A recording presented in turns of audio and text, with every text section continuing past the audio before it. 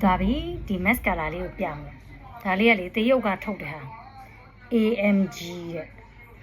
ဈေးလည်းအရင်မကြည့်ဘူးဒါပေမဲ့အရင်ကောင်းတယ်လုံးဝမပြတ်ဘူးပြီးတော့သူကအထဲကဟာဒါမျိုးလေးဒီလိုလေးဆွဲရလဲအရင်မိုက်တယ်ပြမယ်နော်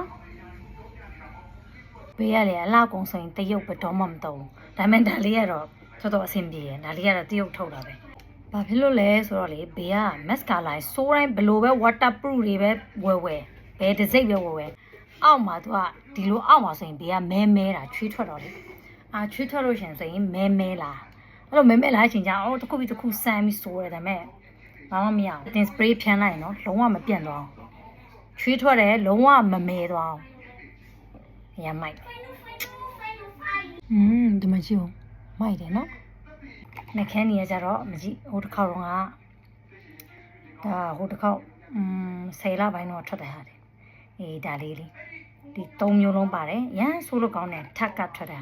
ရမ်းမိုက်တယ်ရနော်သူကဒီလိုမျိုးဒီလို new color လေးပေါ့အဲဟိုအောက်ကနေဒီမှာ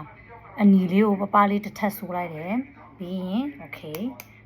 သူကဒီလိုမျိုးလှည့်ရတဲ့ဟာမဟုတ်ဒီလိုနှိပ်ရတဲ့ဟာနော်အစိတ်ထား10လပိုင်းတော့မှဝယ်ဖြစ်တာအဲ့တော့ပြမယ်ဆိုတော့ခုမှအလားပြင်းတဲ့စိတ်ကူပေါင်းနဲ့ပြ okay finish